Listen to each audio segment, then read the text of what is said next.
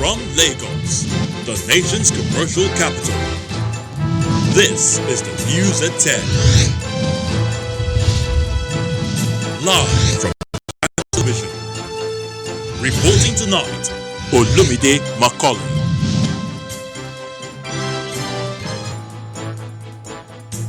Hello and welcome. Tonight, National Assembly continues power sector probe, insists privatization is a sham. President Buhari to visit Mali tomorrow with other ECOWAS leaders in the wake of the political crisis in the West African country. Suspected terrorists kill 5 aid workers in Borno State. And a World Health Organization says first use of COVID-19 vaccine cannot be expected until early next year as global infection cases rise to more than 15 million. Plus, business and news from Abuja, the EFCC, and later from our studios in London. On business news tonight, Senate passes bill to repeal and reenact Banks and Other Financial Institutions Act 2004. On sports news tonight, the International Olympic Committee, the IOC, expects the Tokyo Olympic Games to be a symbol of hope for the world amid the COVID-19 pandemic. And from Abuja, Ekiti State's Governor Kayode Fayemi tests positive for COVID-19, begins isolation.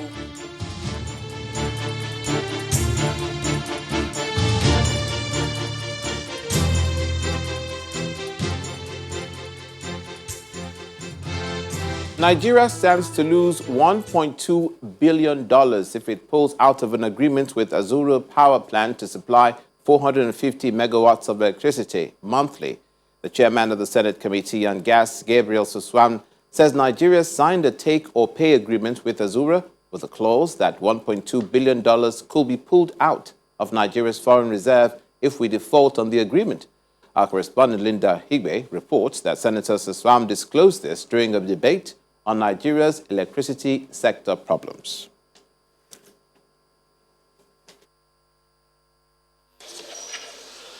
Page 357. In 2019, the Senate constituted an ad hoc committee to examine the challenges confronting the country's electricity sector and why regular supply of electricity to Nigerians continue to be elusive. The committee held a roundtable discussion as well as several meetings and has come up with a report which the chairman presents during Wednesday's plenary session. Some of the resolutions recommended in the report include the introduction of cost-reflective tariffs, immediate removal of increased custom duties of 35% to allow meter asset provider clear meters stock at the airports, elimination of political interference from NERC, alignment of the electricity value chain. The committee further notes that insolvency in Nigeria's power sector dissuades serious investors and government needs to provide subsidy for the sector. If these people are unable to meter Nigerians and they genuinely don't have the money, now government can use its 40% as equity contribution in bringing meters and then giving it to them the same way they gave them 213 billion that they should pay back. But some senators argue that constant electricity will be a mirage in Nigeria with the present structure. They are also alarmed by revelations made by the committee about an agreement signed by government in the sector and are seeking an escape route. And I want to say that privatization was very, very faulty. Both the BISCO, the GENCO, that is given into private hands, was highly compromised. As a lawyer, I have looked at those agreements, especially the ones of Azura and Apugas. The way we are so tied is that the danger in Azura and Apugas is that if we default, they can draw down immediately from our foreign reserve. That is how we'll be tied up. Once we default, they can go straight without reference to anything, and we signed and draw down from our foreign reserve. The Senate is consequently calling for a review of all the existing contracts, including those on privatization. The upper chamber is also urging government ministries, departments and agencies to make provision to cover outstanding debts owed to distribution companies in the 2021 budget. Inda Akibe, Channels Television News. Meanwhile, the chairman of the House of Representatives Ad Hoc Committee, which is investigating the privatization process of the power sector, appears not to be happy with the central bank governor, Mr. Godwin Emefiele. Honorable Ado Doguwa has again frowned on the alleged refusal of the central bank governor to honor the invitation of the committee. This is the second time the central bank governor will fail to honor the committee's invitation to answer questions on the power sector privatization. The lawmaker insists that Mr. Emefiele must appear before the committee to account for the monies being spent by the Apex Bank, saying the committee will take all necessary action to compel Mr. Emefiele to appear before it. Nobody has anything personal with the governor of the central bank. I don't know him from Adam. But I do not see a reason why this man, acting in the capacity of the appointment of the President of the Federal Republic of Nigeria under a democratic setting, will continue to denigrate the integrity and the powers of the National Assembly as an institution. It's unfortunate I have to make this statement. We have written to him once, we have written to him twice, no submissions. He has not come and he has not sent anybody to come and act on his behalf here. Which means the institution and the committee in particular will now be compelled under all circumstances to now deploy the available instrumentality of our own powers as a constitutional institution to now compel the governor of the central bank to appear before it. This will be the last opportunity we will give to the central bank governor to appear before this committee. He is only the governor of the central bank and nothing else.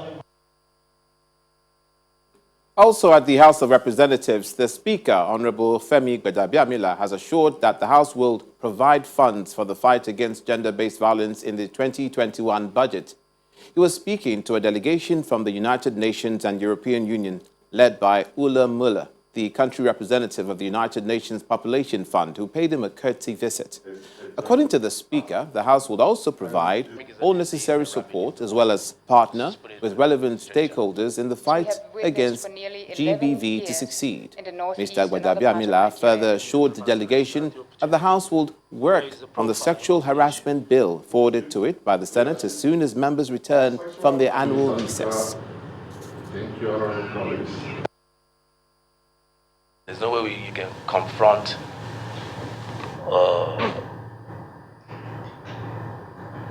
a disease such as this without funding.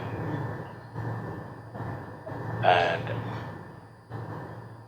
hopefully in September, towards the end of September, I believe that the executive will send the budget to the National Assembly. And this is a one-line item that we will all be looking out for.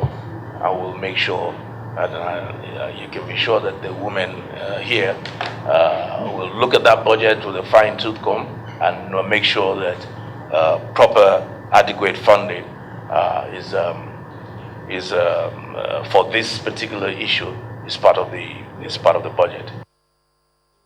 From the House of Representatives to the Federal Executive Council, who have approved the establishment of a Nigerian Youth Investment Fund worth 75 billion naira. The Minister of Youth and Sports Development announced this after the virtual Federal Executive Council meeting today. The Council also approved the revision of 2 contracts for customs and approved a policy memo to stimulate the production of bitumen locally. Our State House correspondent, Kayla Megwa, reports.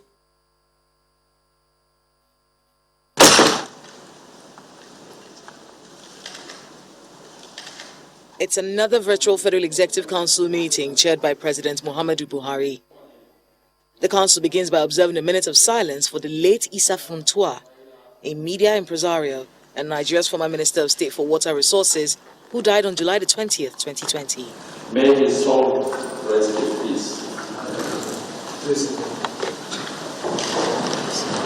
Deliberations lasted over 8 hours, after which the Minister of Finance breaks down the 2 memos approved for the Customs Agency for control boats and cargo scanners. The Ministry of Works and Housing is putting an end to the importation of bitumen for road construction.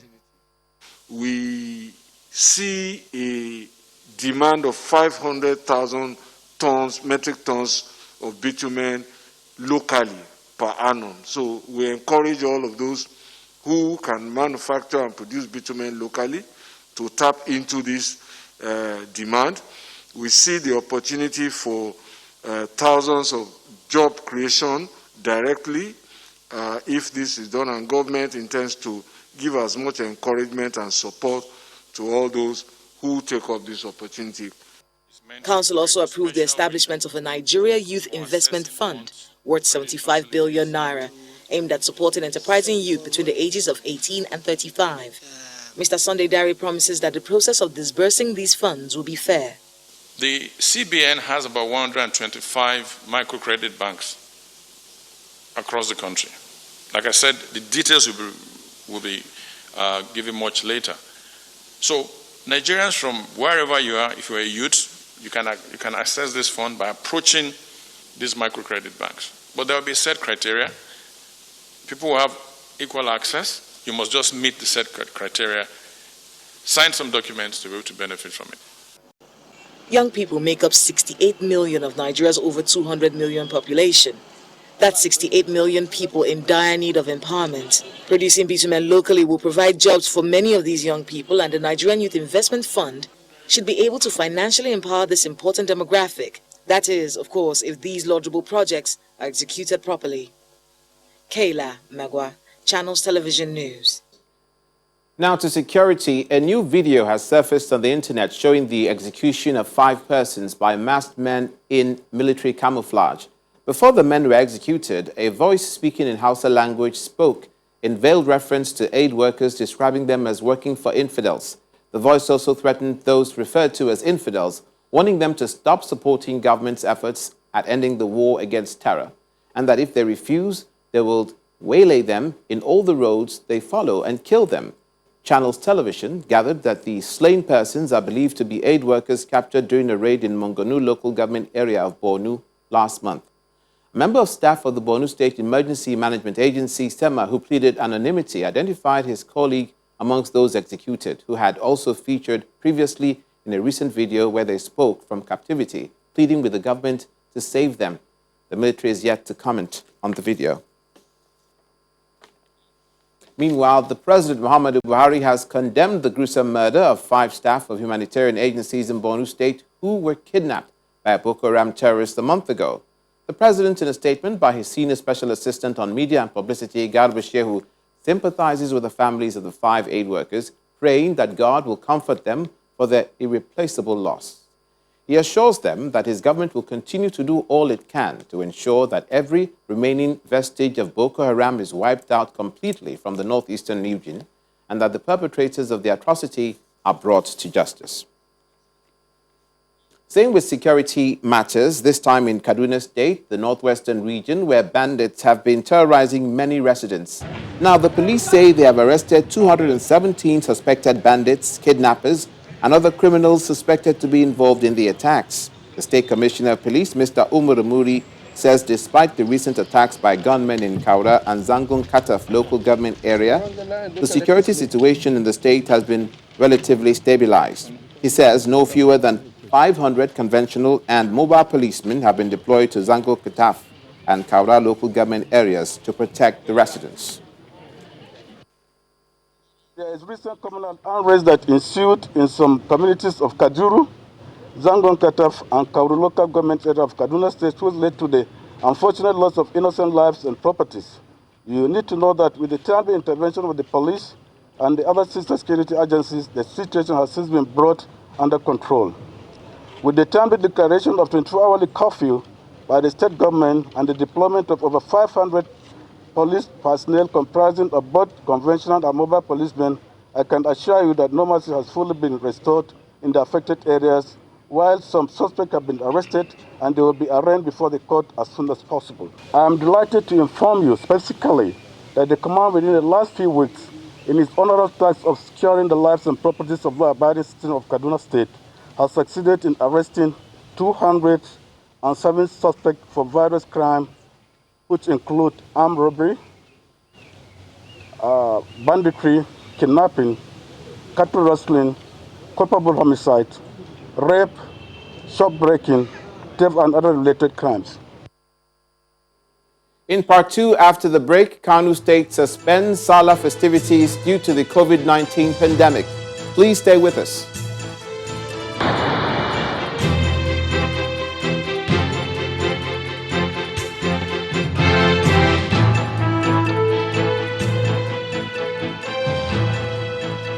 Welcome back. If you've just joined us, you're watching the news at 10 live on Channels Television, Lagos.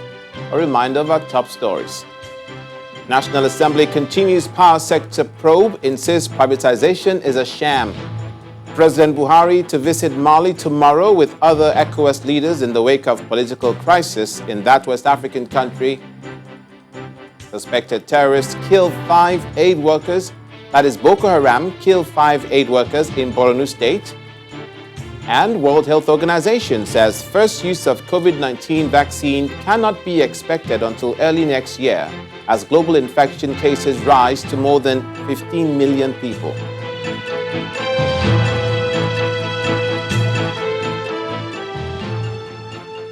Our website, channelstv.com, has more information on our top stories and others.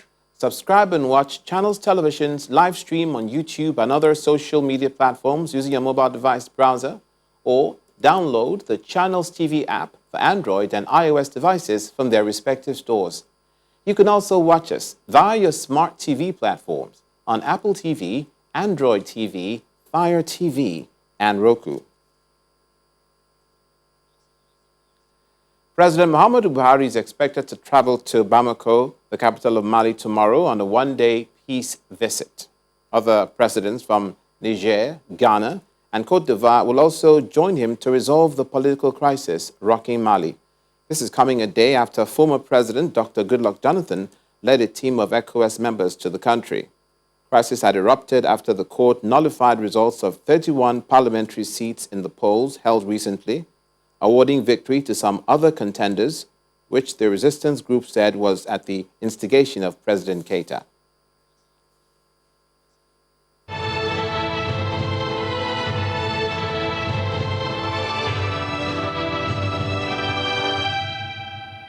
To our coverage of the COVID-19 pandemic in Nigeria, Governor Fayemi of Ekiti State becomes the latest high-profile individual to test positive for COVID-19. The governor, who confirmed his status on his Twitter handle, says this was his 3rd time of taking the test. He says he's feeling well, isolating at home, and receiving the best of care from the medical team. The governor says he's delegating critical tasks to his deputy, but will continue his routine duty from home. Dr. Fayemi joins the list of governors who've tested positive for the virus.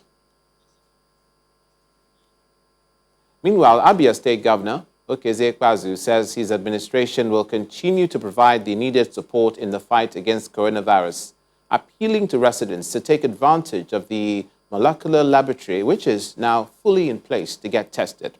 Mr. Ikpeazu made the appeal after recovering from the virus. He says he will forever be grateful to his people for their prayers, the Deputy Governor, and members of the State House of Assembly for their support during his absence. Governor Ikpeazu commended the medical team who attended to him for their dedication and professionalism. The Edo State Governor says the alarming figures of COVID-19 cases in the state is due to non-compliance with the preventive guidelines stipulated by the government. Governor Godwin Obaseki, who was speaking after a Security Council meeting at the government house in Benin City, the Edo State capital, said more steps will be taken to step up sensitization of the coronavirus pandemic. On his part, the Commissioner of Police in Edo State says the force has already started mopping up arms as part of efforts to ensure a peaceful governorship election. So you don't have any sanitizer? With this level of spread, as we approach electioneering, we, as a council, have decided to take certain measures by increasing risk communication, trying to ensuring that we let members of the public know the risk and the risk associated with not complying with the COVID rules. We also talked about, we looked at the data on crime and the various incidents across the state for the period, where we noticed there was an increase in kidnapping cases and cases of homicide resulting from cult activities. And lastly, we looked at the security environment and noticed with concern that there's quite a bit of arms build-up in the state ahead of the September 19th election. We really need to put necessary machinery in place to make sure that there is a mop-up of such arms and ammunition in circulation in preparation for hitch-free elections. This we need to do, and we will do before the elections, during the elections, and of course after the election. And this is where we join our studios in Abuja for more stories. Here's Linda Ahigbe. Hello, Linda. Hello, Lumide. We begin with politics in Edo State, where the All Progressives Congress is promising to embrace only issues-based campaign in selling the manifesto of its candidate, Pastor Sage Ize-Iyamu, to Edo people in the upcoming September governorship election in the state.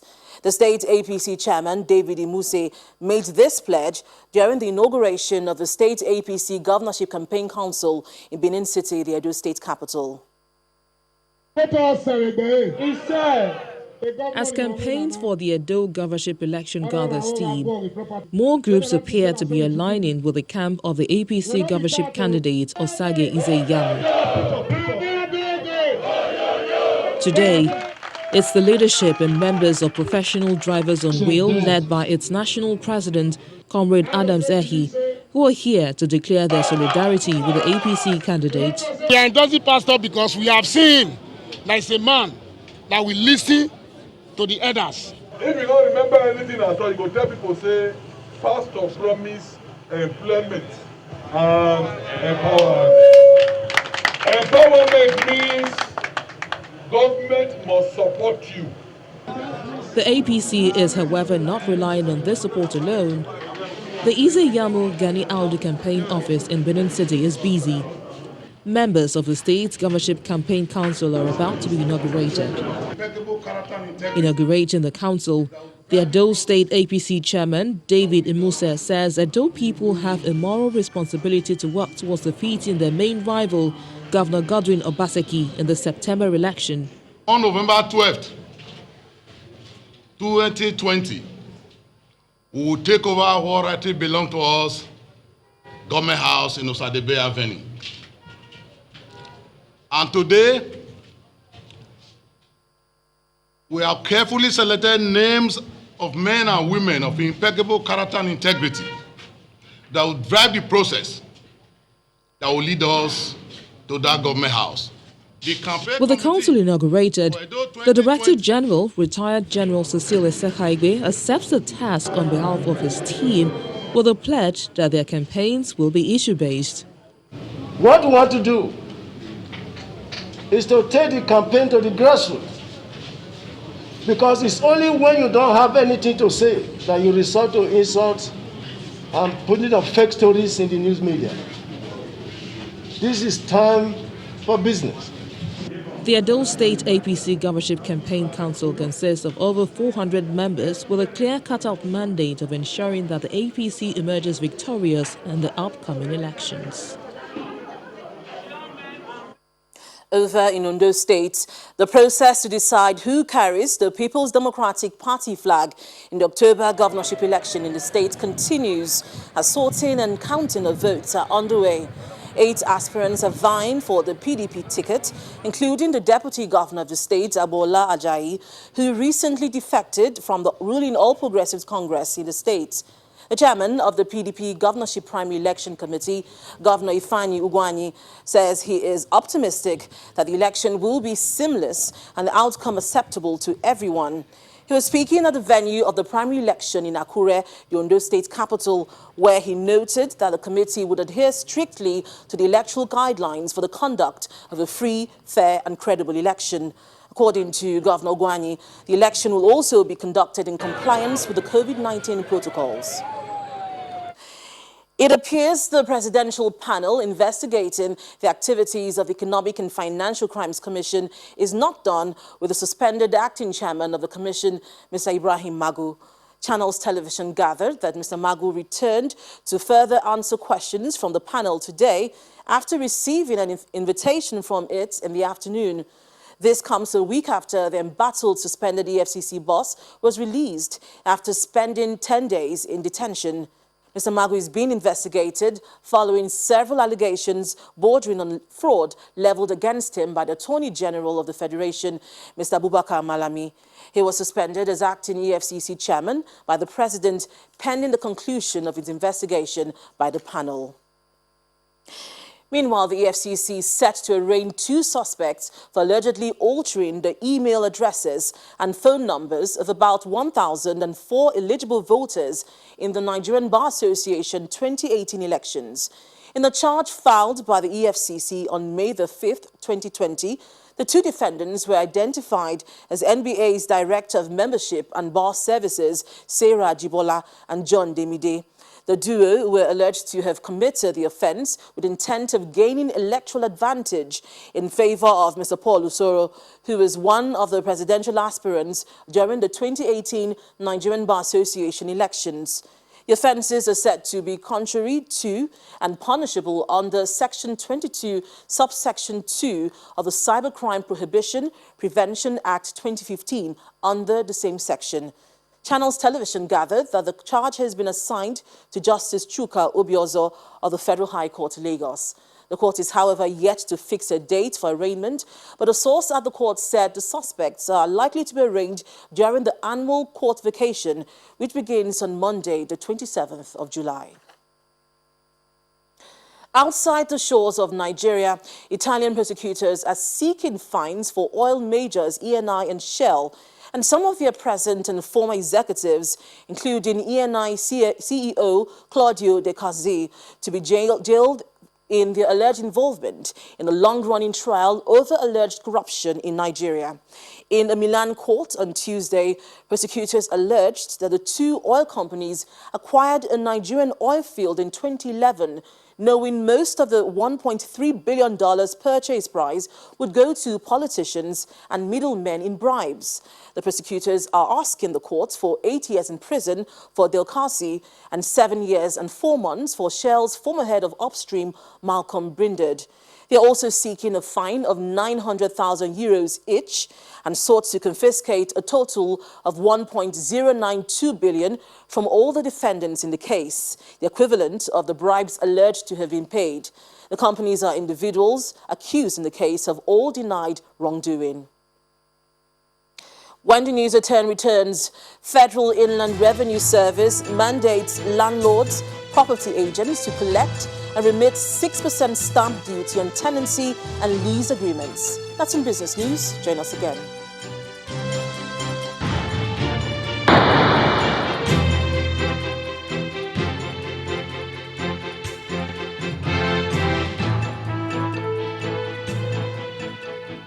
Welcome back. The COVID-19 pandemic will affect this year's Eid al-Kabir celebrations in Kano State as the government has suspended activities marking the event.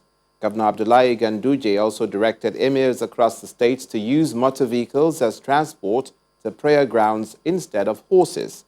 Commissioners and other top government officials have been asked to monitor strict compliance on the use of face masks and social distancing during the congressional prayers.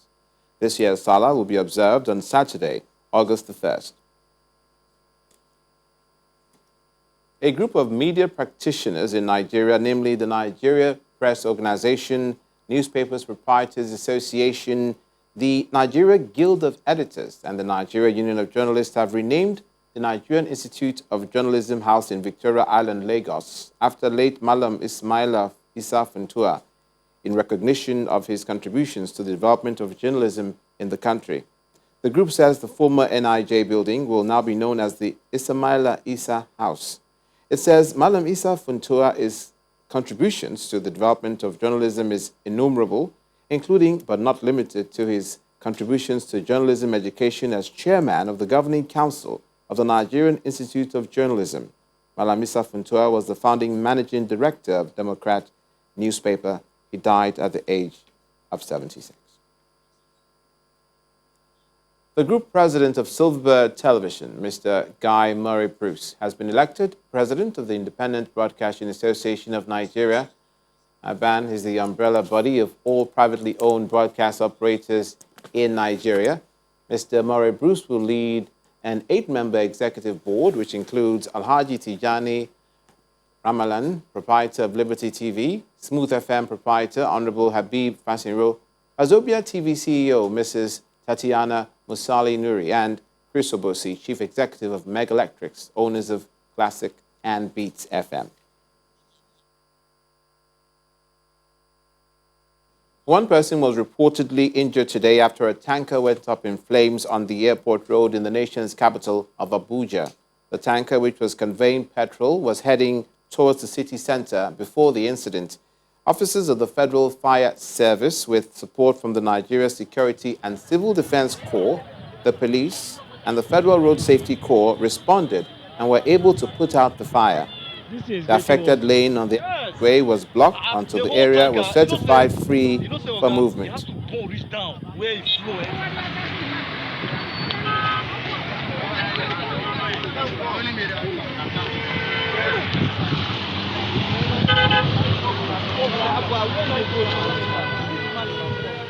A 3-story building under construction has collapsed in Abakaliki, the Ebonyi state capital. The chairman of Abakaliki Capital Territory Development Board, Mr. Uche Onwe, who briefed us on the incident, said that the building collapsed in the early hours of today. No life was lost, neither was anyone injured in the incident, but the scene has since been sealed off. He blamed the collapse on the use of substandard materials, saying the building will be demolished completely to avert further danger around the premises. And now for business news, here's Anne Wanwodo.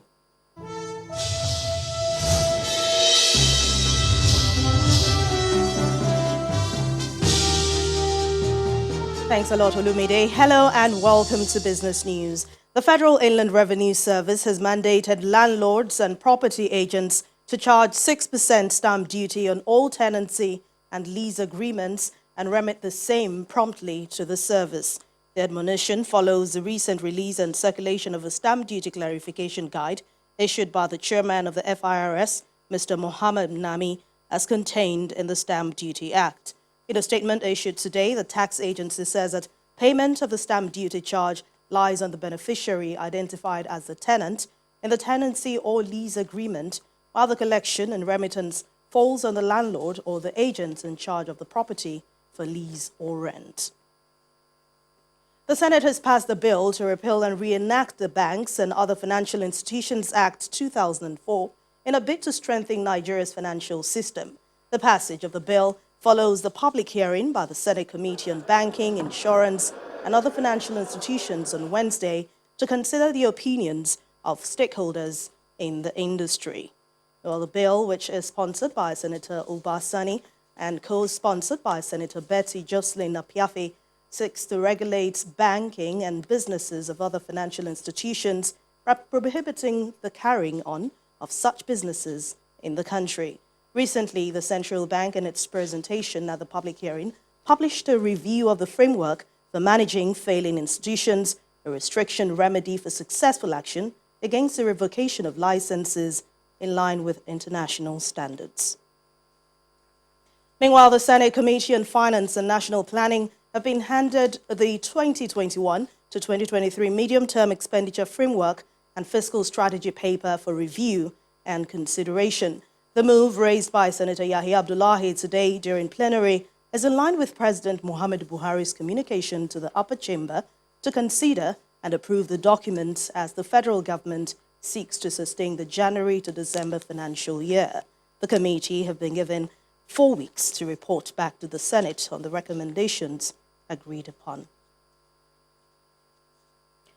Social networking giant Facebook says it plans to grow Africa's economy by $57 billion between the year 2020 and 2024 through its investment in connectivity and infrastructure across the continent. According to a study on the impact of its several initiatives in sub-Saharan Africa, conducted by global consulting and research firm Analyst Mason, the company's areas of focus includes investment in submarine cables like the True Africa Cable, which is one of the largest subsea cable projects in the world. Facebook also adds that the solution currently available in Nigeria, South Africa, Ghana, Kenya, and Tanzania are all helping to bring more people online, stimulate data usage and internet traffic overall. Let's head to the domestic stock market. It closed today's trading with no change in the all-share index, and that's after recording 2 consecutive days of losses, which were, of course, induced by profit-taking. But let's get more from Chimeze Obiwa.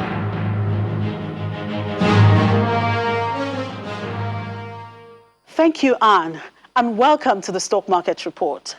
Caution, that's one word to describe the sentiment at the local bourse today. No aggressive buying, no aggressive selling, and the result is what we have here, static.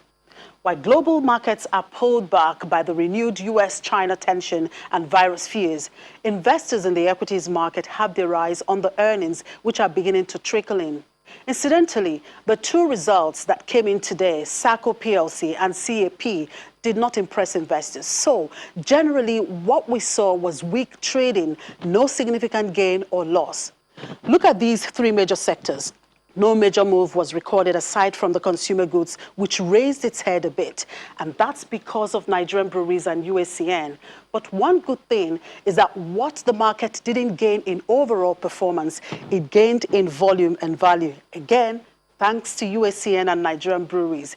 For traders, closing the market unchanged is better than the losing spree that the market has been experiencing. For now, we can only hope for a catalyst that will lift the market. And that was the Stock Market Report. I'm Chimeze Obi Iwago.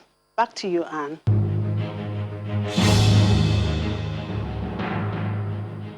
Thank you, Chimeze. Meanwhile, on reports of coronavirus vaccine between the United States and some companies, as well as apparent progress on U.S. stimulus negotiations, have all boosted stock on Wall Street at the close of midweek trading. Let's see how they all closed today.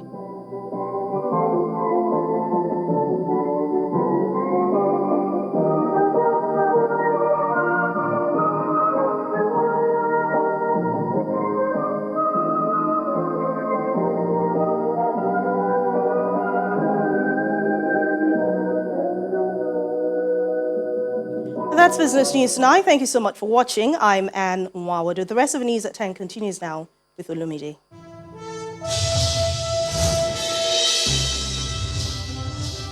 Thank you, Anne. We'd like to bring you another important report on COVID-19. The fight against the virus is not over, as shown by a number of confirmed cases, indicating that the spread is heavier in some locations around the country. Data earlier released by the Nigeria Center for Disease Control shows that 11 out of the 20 local government areas that account for 60% of the cases are in Lagos State. Our correspondent Dari Duwu visited some of these areas in Lagos to seek answers on what could be the root cause of the spike at the community level and efforts at reducing the spread. Alimosho, Koshofe, Mushi are among the most populated local governments in Lagos State. But Etiosa, one of the least populated, leads the pack with the highest number of COVID-19 cases in the state. Obviously concerned, the Lagos State government, through its agencies, have been enforcing regulations to minimize breach of protocols across the state. There's a lot of emphasis on us, particularly with regard to Etiosa. We enforce daily. We carry out our regular enforcement also over the weekends. Enforcement or not, the state appears to be back to its pre-COVID-19 days and also in full swing. There are other interventions to back the non-pharmaceutical approach, and Professor Babatunde Salako leads the team here At the Nigerian Institute of Medical Research, he explains the different possibilities around the trend of heavy community spread in some locations. Some people, mistakenly thought that COVID-19 is a disease of the rich, because the people who brought it are people who have money to travel abroad and come back home. And if you look at this local government that you are talking about, you see that a lot of the elites in Lagos who are well-to-do, or who could be described as well-to-do, live in those areas. When it became clear that people can go to isolation center and come back and get well, then the fear was beginning to go down, and people came out for testing. There are different explanations as to why there could be a concentration of the spread of COVID-19 in some areas, especially in the Lagos state. But there's only one way to find out: through testing. Nigeria may not be testing enough, but this drive-through center is an effort in that direction to ensure that more people get tested. So people drive in, and the samples and the information collected, they wait 24 hours or 48 hours to get their results. Few kilometers away from the testing center in Lagos mainland, at this densely populated market in Mushin, one of the local government listed as a red zone, most people here can't be bothered. Those with face masks properly worn appear to be the odd ones. Majority have their mask permanently lowered to the jaw level. Let me also... The federal and state governments have imposed different restrictions and protocols aiming to reduce transmission of COVID-19, but activities across the state suggest there might be some slacks, making it more pressing for authorities to recalibrate its efforts to finally fight the virus to its knees. Dari Ido, Channels Television News. Still ahead on the news at 10.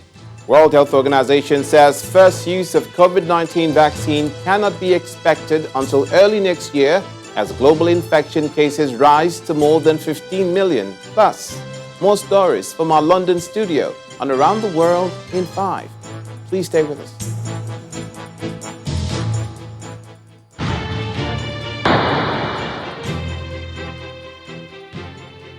Welcome back.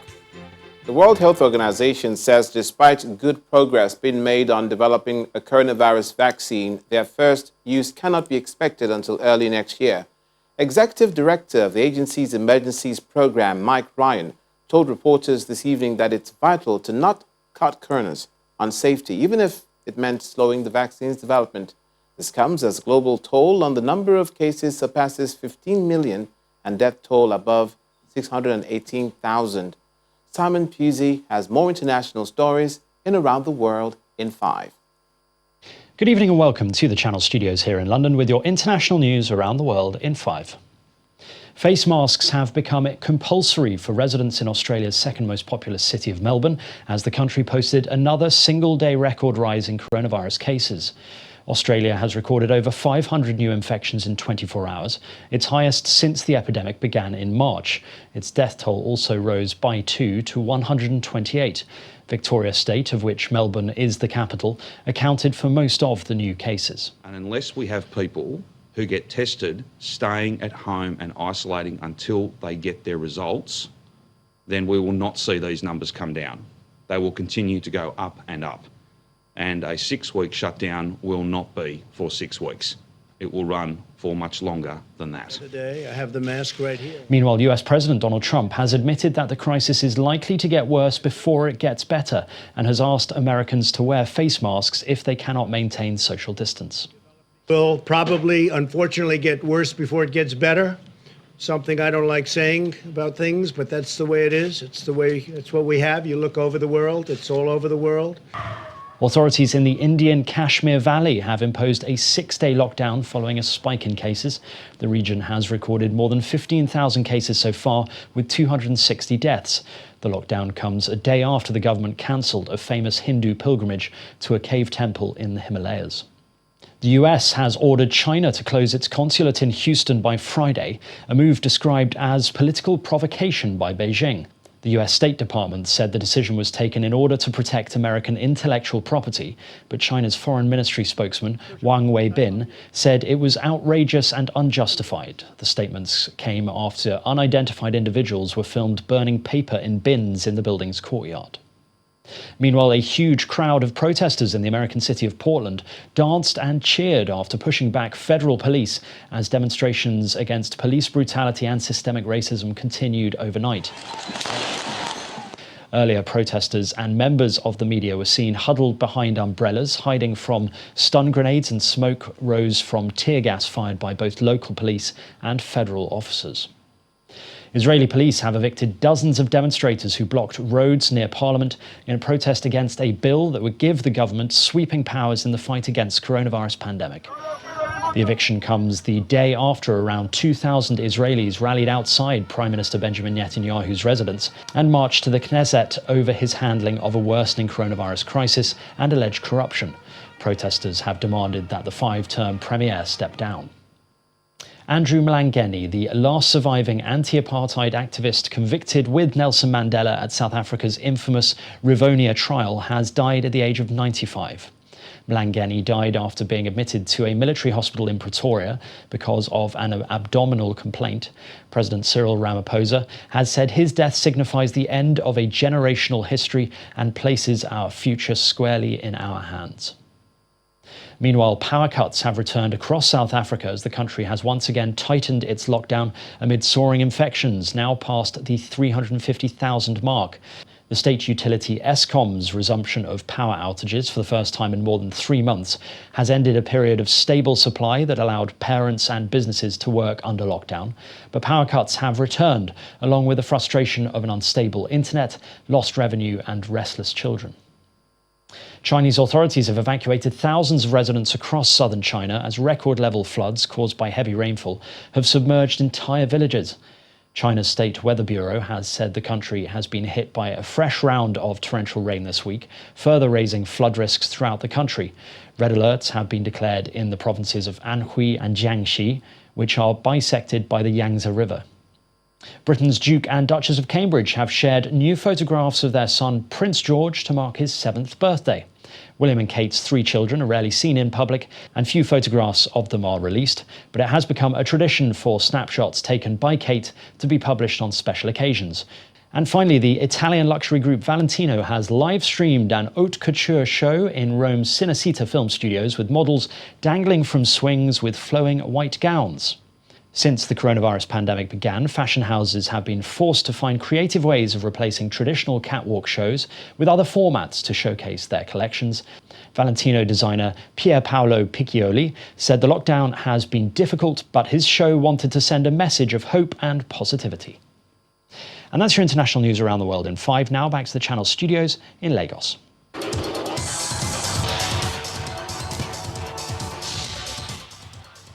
Many thanks, Simon. Time now for some sports news. The Nigerian Taekwondo Federation is set to host its inaugural National Online Championships from July the 31st and August the 1st. More than 60 athletes are set to take part in the championships, which is the first ever online Taekwondo competition in the country. The Nigeria Olympic Committee, the NOC, has responded to the issue of a $100 million grant given by the International Olympic Committee, clarifying that the body did not receive that sum as palliative grant from the international body. The NOC president, Habu Gumel, said that the IOC earmarked the fund for its member associations, in which 15 international federations got loans and donations to the tune of $63 million to cushion the effect of the COVID-19 pandemic, while 206 NOCs will get a share of $37 million based on Olympic solidarity evaluation of needs and assessment. And in England, Man United came from behind to force a 1-1 draw with West Ham United in the English Premier League after 18-year-old Mason Greenwood scored in the 51st minute to give Ole Gunnar Solskjaer's team a share of the spoils. Elsewhere, Liverpool beat Chelsea 5-3 in an 8-goal thriller on the night the Reds' 30-year wait to get their hands on the English top-flight trophy ended. Despite the defeat, Chelsea need just a point to seal a spot in next season's Champions League. Congratulations to Liverpool, and that's a wrap in Sports News. Just before we go, the UAE government has given a 3-week ultimatum to Nigerians living in the country with expired visas to leave. But according to the Nigerian embassy in Abu Dhabi, those whose visas expired on March 1st have been granted waivers on fines and penalties on visas. It calls on citizens who's affected by the order to submit their papers for immigration processing and advise them to join the evacuation flight scheduled for August the 1st and or subsequent Emirates evacuation flights before the deadline of August the 17th.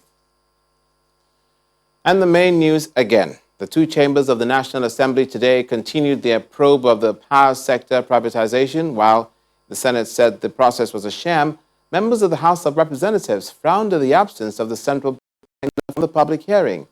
And President Buhari to depart the nation's capital, Abuja, tomorrow for a one-day visit to Mali with other ECOWAS leaders to restore peace in the West African country. That's it on the news at 10. Thanks so much for watching tonight. I'm Olumide Macaulay. See you again.